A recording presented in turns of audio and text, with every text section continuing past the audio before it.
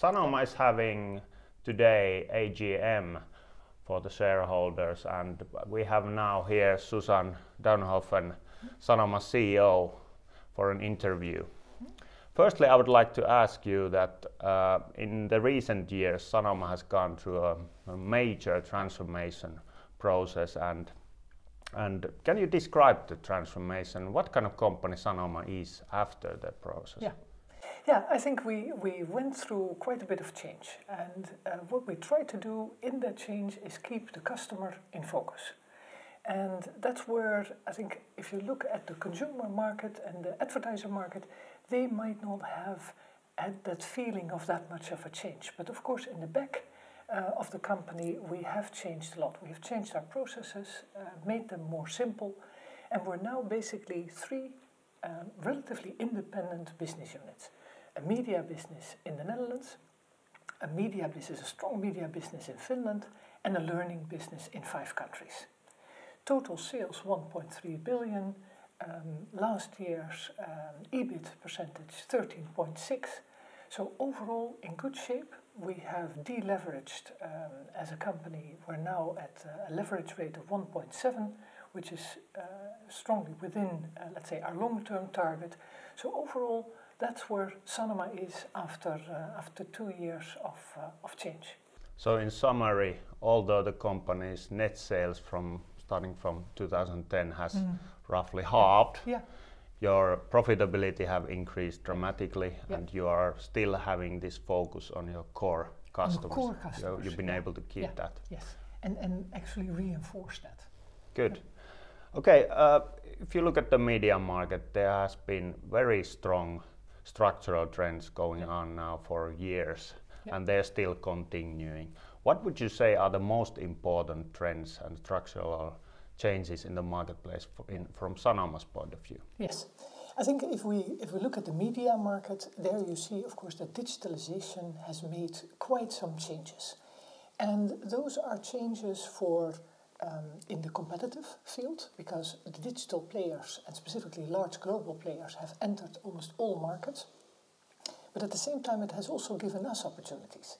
So we have been able to incorporate those digital tools also in our products. And if you think, for example, on Helsinki Sanomat, where more than 60% of the subscribers pay for a digital product.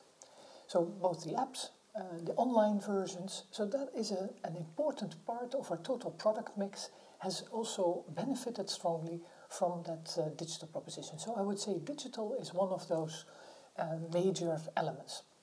And I think part of that is then also personalization. Personalization of content, and we're just at the start of that. Personalization of content to offer people exactly what they're interested in, and on top of, let's say, the must-have information, the right entertainment, the right video clips, the right news even, that is relevant to their circumstances. And that then also has for the advertiser a good impact, that they can not only get large reach with the Sanoma products in media, but also targeting their offering to relevant messages, let's say, for consumers. And that is, of course, for the consumer also a big benefit, because then they get no longer the ads that they're not interested in. They get the ads that they like. Yeah. So I think digitalization in all its aspects, both competitive and on product and on advertising, has had major impact in the media industry as a whole, and thus also on Sanoma. When we talk about these global competitors, Netflix, you have said that it has had an effect to your company in a way that it has accustomed customers to pay for digital content, but very hot topic is now Facebook. It has done themselves many changes, and also the regulator, and all this news around fake news and all that. How do you see that affecting Sanoma or the European media companies or the media landscape? Yeah, I think it has, of course, shown that there is not only good things, and that when these free tools, which have been difficult sometimes to compete with, you now see the benefit, of course, of curated content. And I think that is the strong suit of companies like Sanoma, that we write the content, we check the content. It is done under the supervision of an editor-in-chief who is responsible, who puts his name to those articles. So I think that part is what we now start realizing as a society, more and more, how important that is for how our democracies work. So I think that is where Sanoma has traditionally, from its start, played an important role, and we're to a certain extent reassured in the fact that that comes out so strongly now in recent trends. Okay, good. In your opinion, what are the biggest competitive advantages that Sanoma has, or the strengths? Yeah, let me maybe take an example then out of learning.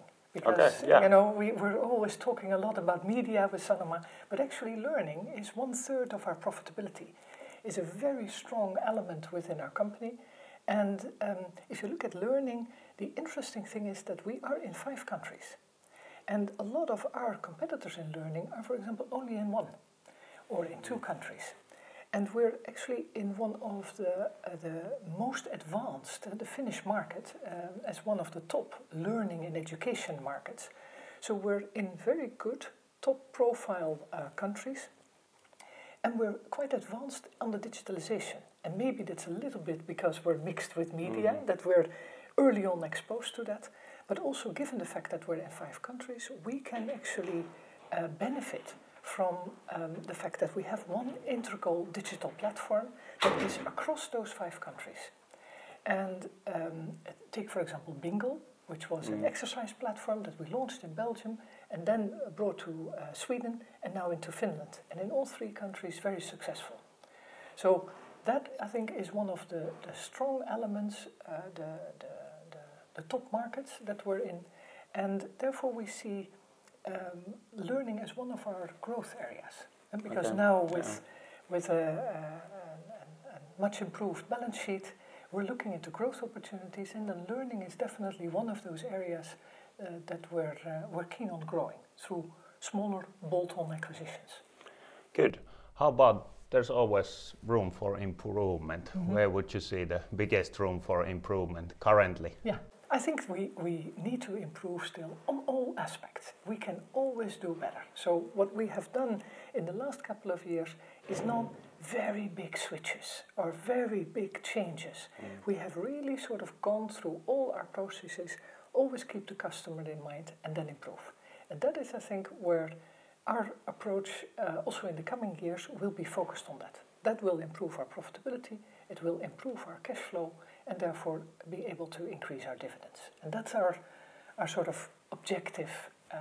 So we don't foresee sort of big changes or big changes in course or in type of industries.